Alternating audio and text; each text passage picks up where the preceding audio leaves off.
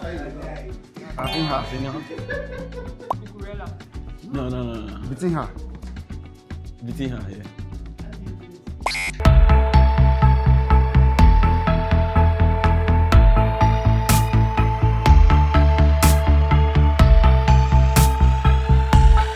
Ladies and gentlemen, I once again welcome you to another amazing edition of Sports Fearless Daily Updates. And the question tonight is, after the Flying Eagles group opener defeat to Norway, can they maneuver their way out to go past the group stage of the 2025 FIFA Under-20 Men's World Cup tournament in Chile?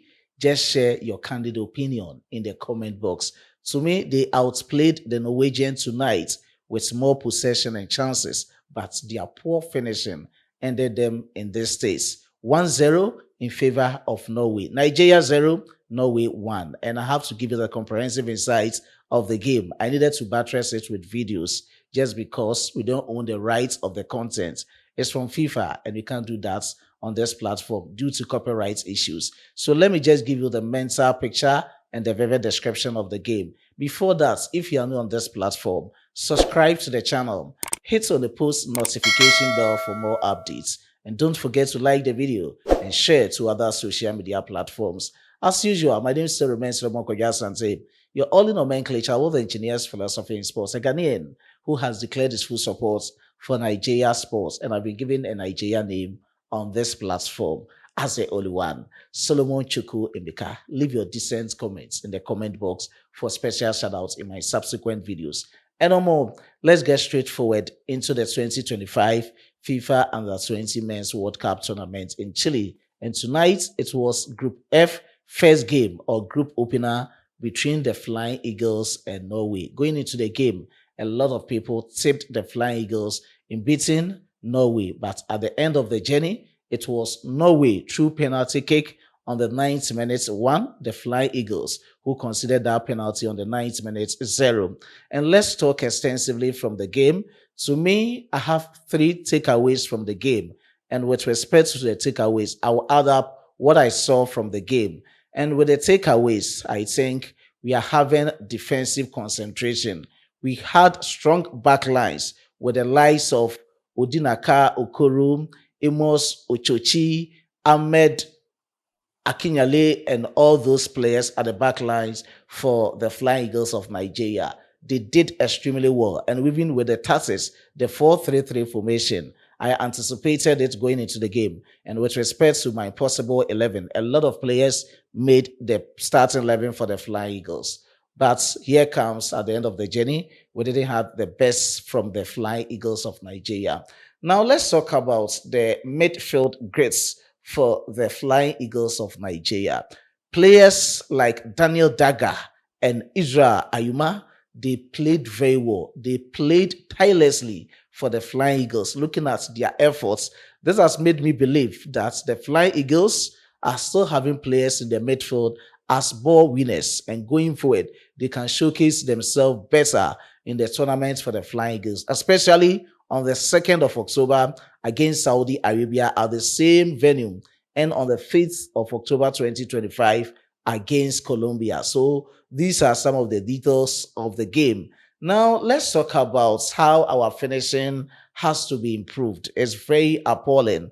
We attempted as many as shots that we can, creating goal scoring opportunities. And with respect to some of the minutes that I deduced, on the 6 minutes, on the 62nd minutes, on the 71st minutes, we had some shots on targets. But at the end, all these goals were being denied by the bar or the goal bars for that of Norway. And indeed, it was quite worrisome for the Flying Eagles. They were trying to put in some passes and shots straight into the goalposts of the Norwegians, but their efforts at the end were fruitless. And now let's talk about how the game went with the statistics that we had. Now let's check on our screens with the statistics deduced from the game. At the end of 90 minutes, I think with 40 minutes of time added on, in the first department, we had 6 minutes time added on, and in the second department, we had 8 minutes time added on. Possession, Nigeria had 65, Norway had 35%, with big chances created. Norway created 2 chances and Nigeria created only 1 big chance. With total shots, Nigeria had 20 shots and Norway had 5 shots. Goalkeeper save. We didn't see that effort from Ebenezer Harcourt. He didn't save any shots or any good ball from the Norwegians. Their best effort was through that penalty kick against the Flying Eagles. Their goalkeeper saved 2 balls. Corner kicks, Nigeria had 7. That's of Norway 6. Fouls, Nigeria committed 9. Norwegians committed 18.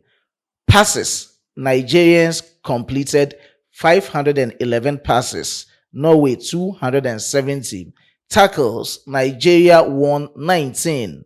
Norway 21. Free kicks, Nigeria won 18. Norway 8. Yellow cards, Nigeria had 4. Norway 2. But the controversies in the game, in some minutes, I have some true controversies that I have to talk about.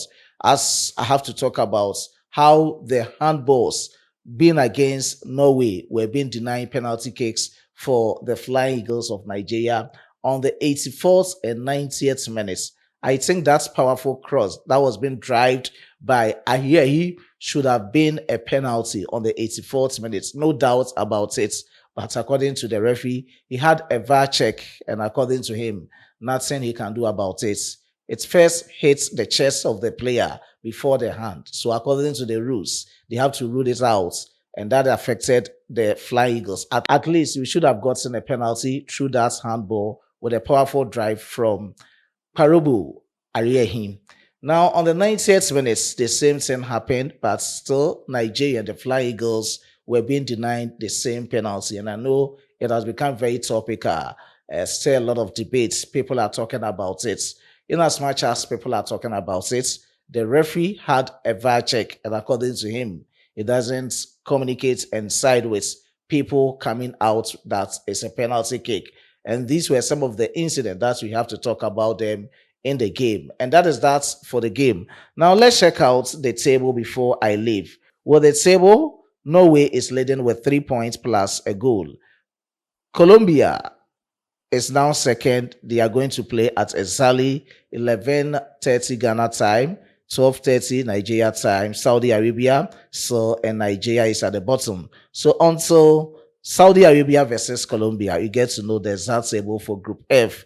And let's see subsequently what is going to happen with respect to the Flying Eagles. As I've said, on the 2nd, on the 5th, against Saudi Arabia and Colombia, respectively, as the last 2 matches of Group F of the 2025 FIFA Under-20 Men's World Cup Tournament. You can also share your candid opinion or take about the game. I know having a full glow of the game was quite skeptic, but at the end of the journey, those who witnessed the full game, what are your deductions from the game? I've given my out, so try as much as you can to also share your candid opinion in the comment box. I was being supported by my hardworking chief editor, Emmanuel Kwame Asiedu, and my amazing graphic designer, Dominic. Let's meet in the next one. It's bye for now.